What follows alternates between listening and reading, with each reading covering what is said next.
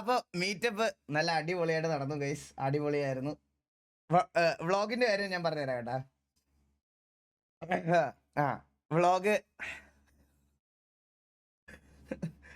ഞാൻ പറയണ നിങ്ങൾ ശ്രദ്ധിച്ച് കേൾക്കണേ പ്ലീസ്. വ്ളോഗ് എടുക്കാൻ വേണ്ടിയിട്ട് അതിരാവിലെ 8:30 ഞാൻ റിസോർട്ടിലെത്തി. ഇവിടുന്ന് 175 കിലോമീറ്റർ അപ്പുറത്തുള്ള റിസോർട്ടിൽ രാവിലെ 8:30 എത്തി. 8:30 ഞാൻ എത്തി. എല്ലാരോടും വരാൻ പറഞ്ഞത് 12:30 12:30 വരാൻ പറഞ്ഞു.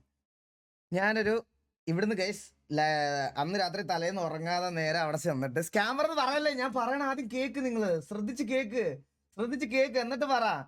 ശ്രദ്ധിച്ച് കേക്ക്. ഞാൻ പറയത്തില്ല, ഞാൻ ലൈവ് നിർത്തുവേ. ഞാൻ പറയുന്ന കേക്ക്. എന്നിട്ട് ഞാൻ ഉറങ്ങാതെ ഞാൻ റിസോർട്ടിലെത്തി. വണ്ടി ഓടിച്ച് 170 കിലോമീറ്റർ ഞാനാ ഓടിച്ചത്, മനസ്സിലായോ? വിനീത് ഇല്ലായിരുന്നു. വിനീതിന് പകരം ഞങ്ങൾ കണ്ണനെയാ കൊണ്ടുപോയത്. അവിടെ ചെന്ന് കഴിഞ്ഞപ്പോ ഗൈസ് ഓരോരുത്തർ ഓരോ സമയത്താണ് വന്നുകൊണ്ടിരുന്നത്. ഓരോരുത്തർ ഓരോ സമയത്ത് വന്നിട്ട് ഞാൻ മാക്സിമം ഒരു 12 മണി വരെ പിടിച്ചു നിന്ന്. 12 മണിയായപ്പോൾ ഞാൻ ഉറങ്ങിപ്പോയി. ഞാൻ ഉറങ്ങി എണ്ണീറ്റപ്പം ഏറ്റവും ലാസ്റ്റിലത്തെ വന്ന വണ്ടി എന്ന് പറയണത് രാത്രി 9:30. രാത്രി 9:30 ഏറ്റവും അവസാനത്തെ ടീം ഓഫ് വണ്ടികൾ വരുന്നത്. വണ്ടി വന്നതിന് ശേഷം ഞാൻ ഉറങ്ങി എണ്ണീറ്റപ്പം നമ്മുടെ കൂട്ടത്തിലുള്ള കുറച്ച് പേരുടെ ബോധം പോയി. കുറച്ച് ടാങ്കുകളുണ്ട് നമ്മുടെ കൂട്ടത്തിൽ, മനസ്സിലായ? അവരുടെ ബോധം പോയി.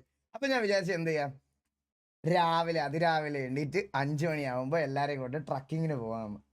5 മണിക്ക് എണ്ണീറ്റ് എല്ലാ വണ്ടികളെയും നിർത്തി ട്രക്കിങ്ങിന് പോകാൻ വേണ്ടിയിട്ട് ട്രക്കിങ്ങിന് വിളിച്ചെടുത്തപ്പോൾ ഈ വൈകുന്നേരം അടിച്ചിട്ട് കിടന്നവന്മാർക്ക് ബോധമില്ലാത്തതുകൊണ്ട് അവന്മാർ കിടന്നുറങ്ങി. 5 മണിക്ക് കുറേ പേര് വന്നില്ല. വന്നവരെയും കൊണ്ട്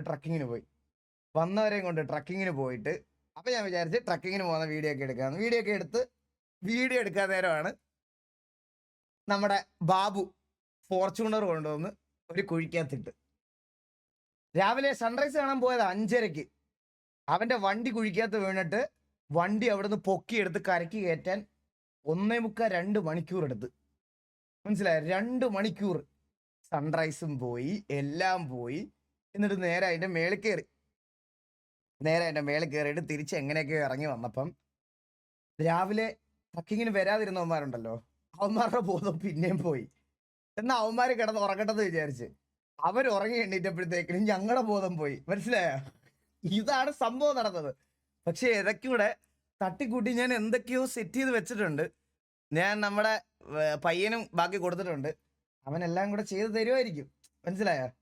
ചെയ്തു തരും. എന്തെങ്കിലും ഒരു ചെറിയ വ്ളോഗ് എന്തെങ്കിലും സെറ്റ് ചെയ്ത് തരും. പക്ഷെ വേറെ കാര്യം പറയാം, ഞാൻ സത്യസന്ധമായിട്ട് പറയാണ്, ഇവന്മാരെല്ലാവരും അങ്ങോട്ടും ഇങ്ങോട്ടും നല്ല രീതിയിൽ മിങ്കിൾ ചെയ്ത് സംസാരിക്കുകയൊക്കെ ചെയ്ത് എല്ലാവരും അതായിട്ടിരിക്കുമായിരുന്നു, മനസ്സിലായോ? അപ്പൊ അതിന്റെ ഇടയ്ക്കോട്ട് ക്യാമറ കൊണ്ട് ചെല്ലാൻ എനിക്ക് തോന്നിയില്ല, സത്യമായിട്ട് ഞാൻ പറയാം. കാരണം ക്യാമറ കൊണ്ട് ചെല്ലുമ്പോൾ ഇവന്മാരെന്തോ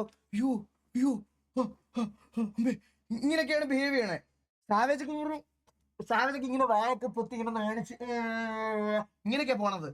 അത് കാണുമ്പോ എനിക്ക് കൂടെ എന്തോ പോലെ കേട്ടാ. എല്ലാമാരും ഇങ്ങനെ തന്നെ ക്യാമറ കാണുമ്പോ ഇവന്മാർക്ക് മറ്റേ പ്രയത്തിലെ കുരിശ് കാണിക്കുന്ന പോലെയാണ്, മനസ്സിലായോ?